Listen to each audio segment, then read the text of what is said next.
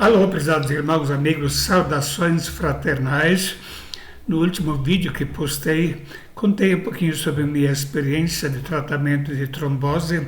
Graças a Deus estou melhorando consideravelmente e queremos hoje meditar num tema muito ligado à atualidade em que nós vivemos. Nosso tema hoje é discernindo sinais dos tempos. Realmente é o primeiro de uma série de 5, onde queremos pensar um pouquinho mais sobre os tempos finais.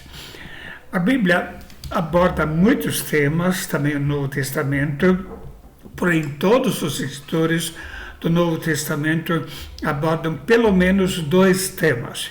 Um é sobre a salvação, que é crucial para a humanidade, para o homem saber como é que eu posso ser salvo. E um outro tema que é abordado por todos os escritores do Novo Testamento diz respeito aos tempos finais. O que vai acontecer nos tempos finais? É muito importante na nossa época sabermos identificar aquilo que está acontecendo em nossa época. Jesus falou para os judeus hipócritas: sabeis discernir a face dos céus e não conheceis os sinais dos tempos. É visto como uma hipocrisia quando um líder religioso, conhecendo a Bíblia, não sabe identificar em que época que nós estamos vivendo. Lemos no Velho Testamento, em 1 Crônicas, capítulo 12, a respeito de Davi, como ele se preocupava com essa questão.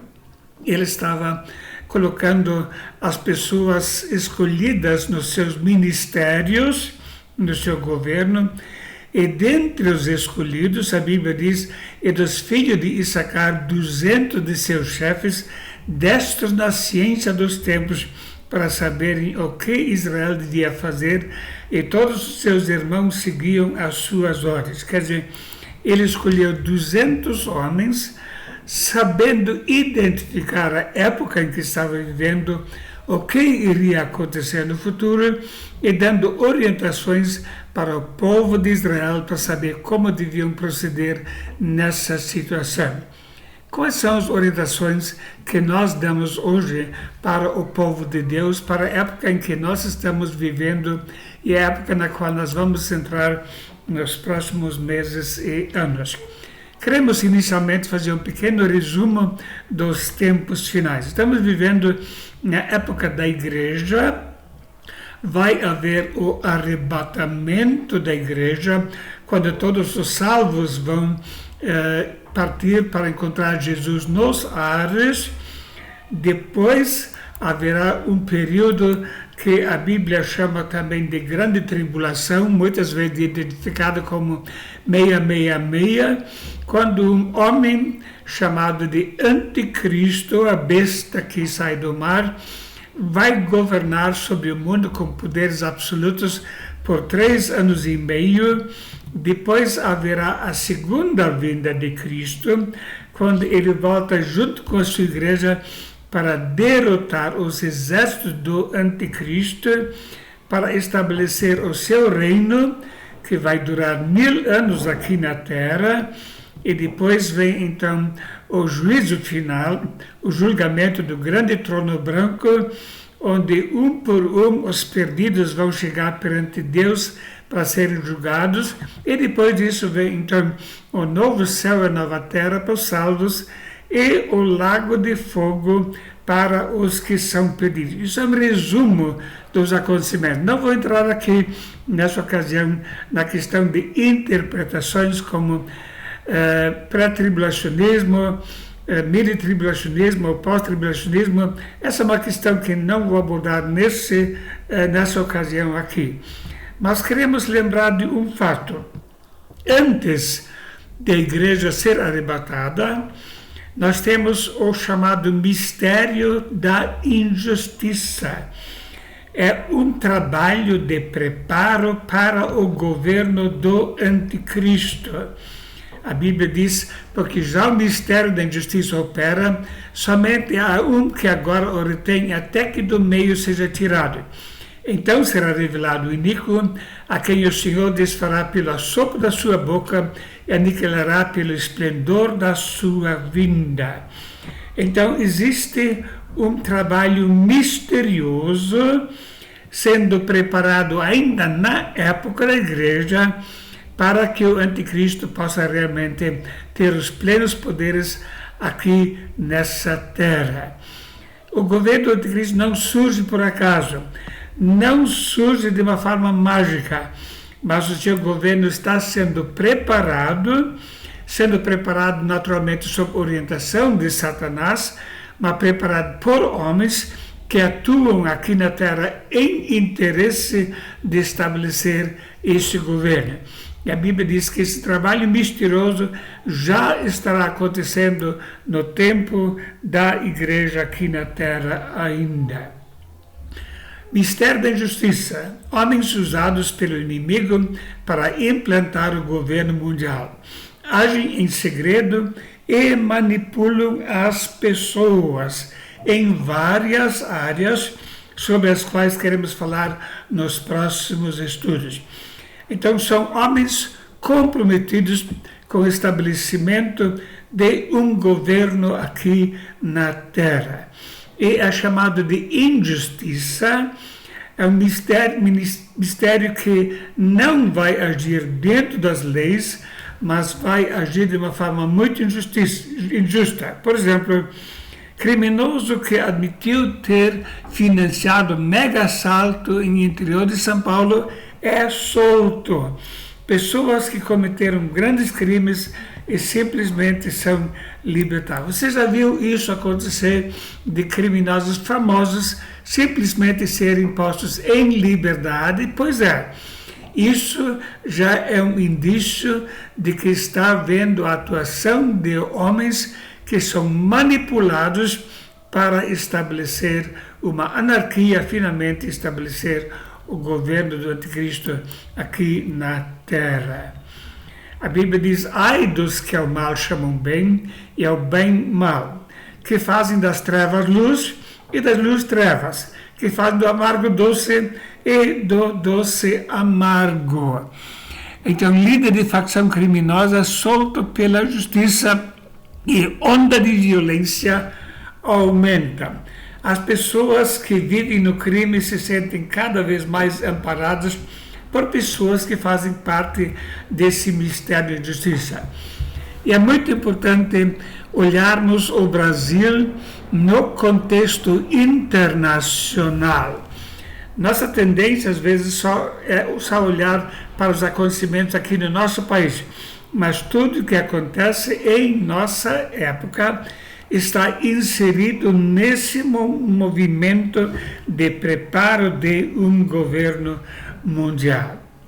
Mas hoje eu quero destacar de uma forma especial a soberania de Deus, para não pensarmos que esses homens têm poderes absolutos e que tudo fugiu do controle de Deus.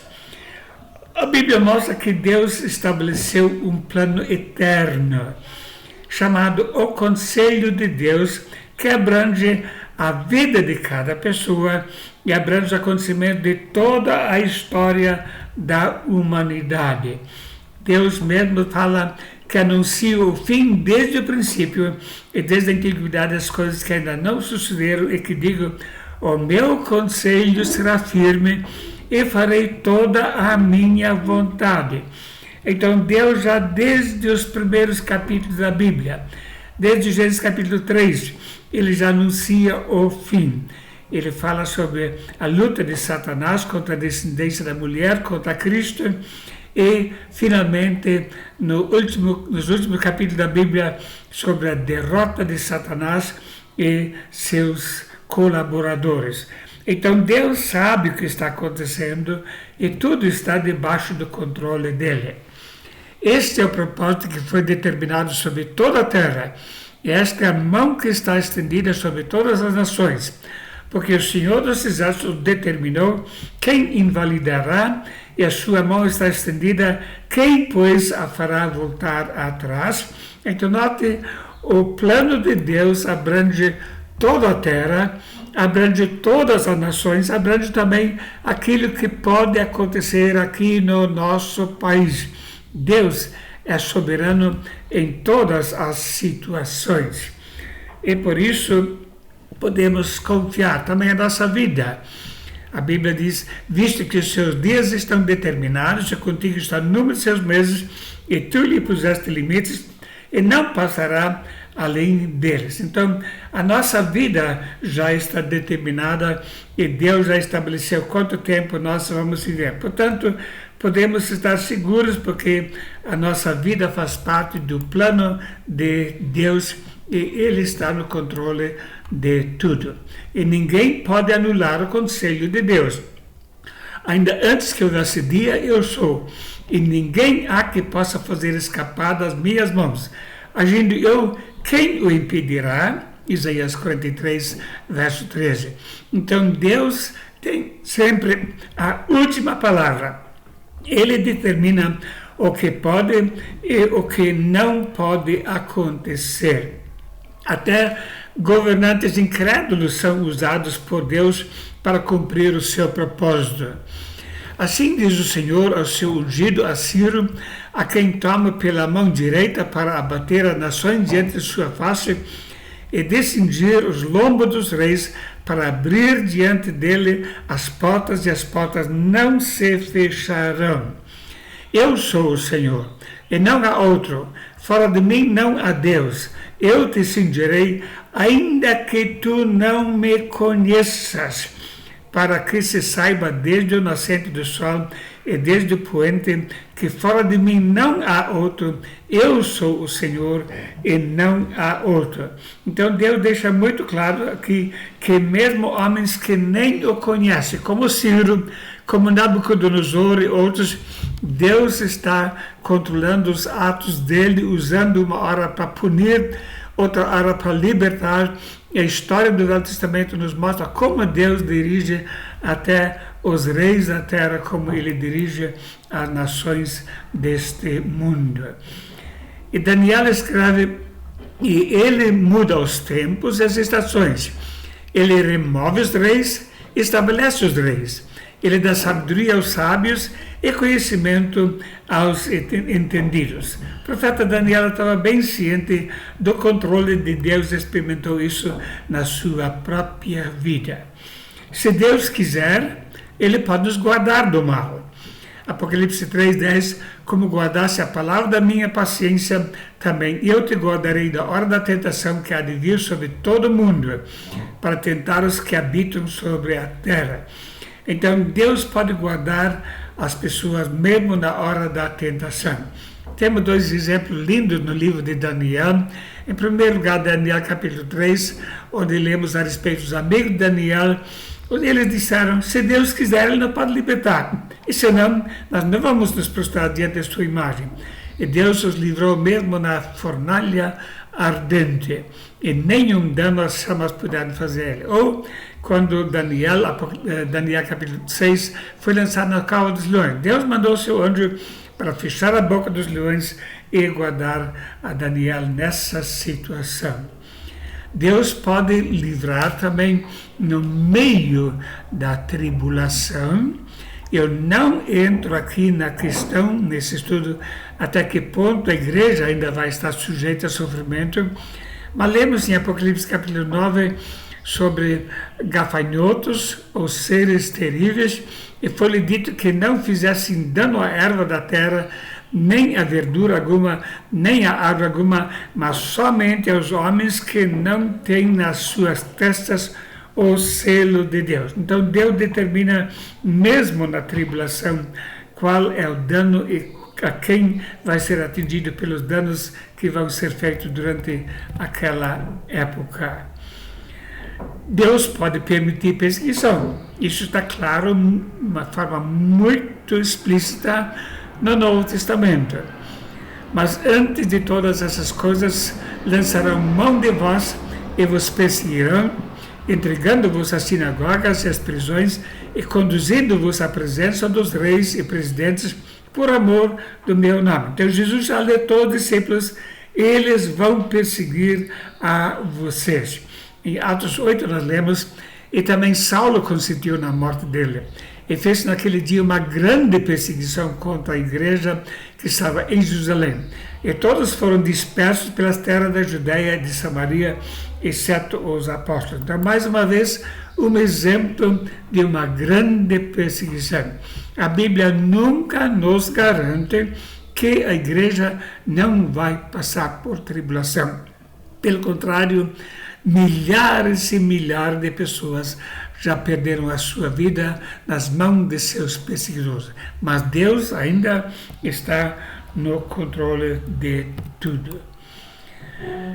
Lemos em Apocalipse capítulo 6, e saiu outro cavalo vermelho, e ao que estava sentado sobre ele foi dado que tirasse a pá da terra e que se matassem uns aos outros, e foi-lhe dado uma grande espada.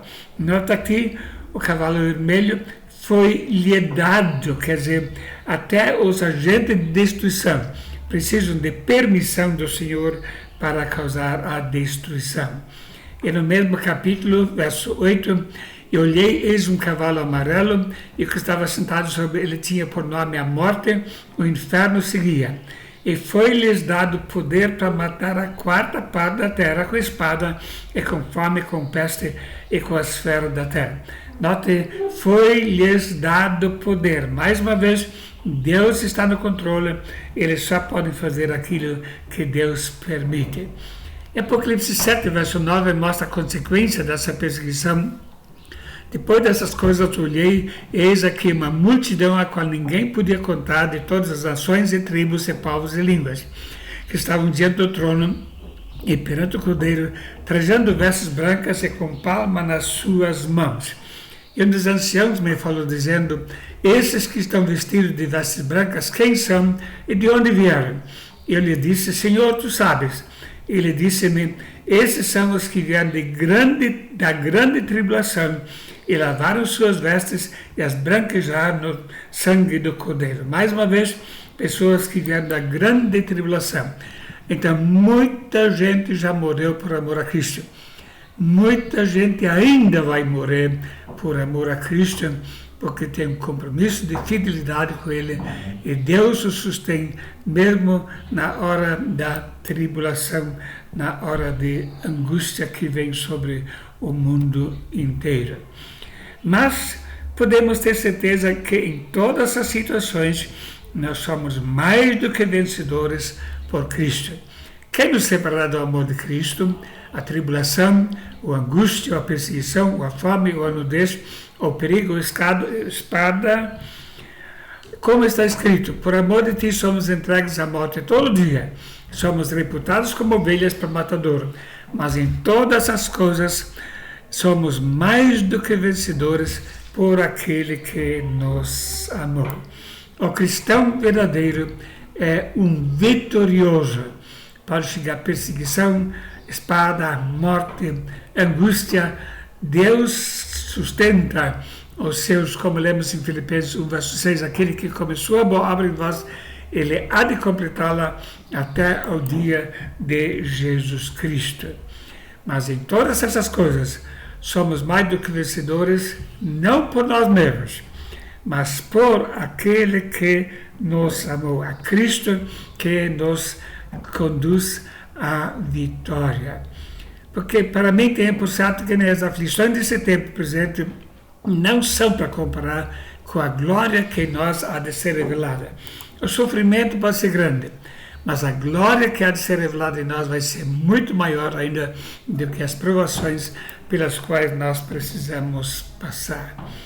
Porque a nossa leve e momentânea tribulação produz para nós um peso eterno de glória muito excelente. Então, nós podemos estar certos de que ainda haverá tribulação, haverá perseguição, mas vamos ser mais do que vencedores por Cristo. Agora queremos nos próximos estudos, na continuação, abordar alguns temas que são importantes para a nossa meditação, e a Bíblia nos fala sobre isso. Próximo assunto, o mistério da justiça atacando a família tradicional. Depois, o mistério da justiça atacando a igreja de Cristo. Depois, o Ministério da Justiça controlando o nosso dinheiro e depois o plano do governo mundial. Então, esses são alguns dos assuntos que pretendemos abordar nos próximos estudos. Muito obrigado por ter assistido a esta meditação da Palavra de Deus.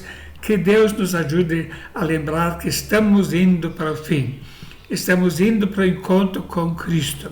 Tempos difíceis virão, mas estamos no amor de Deus, abrigados no amor de Deus e com a presença de Cristo que nos garante a vitória. Que Deus o abençoe ricamente. Amém.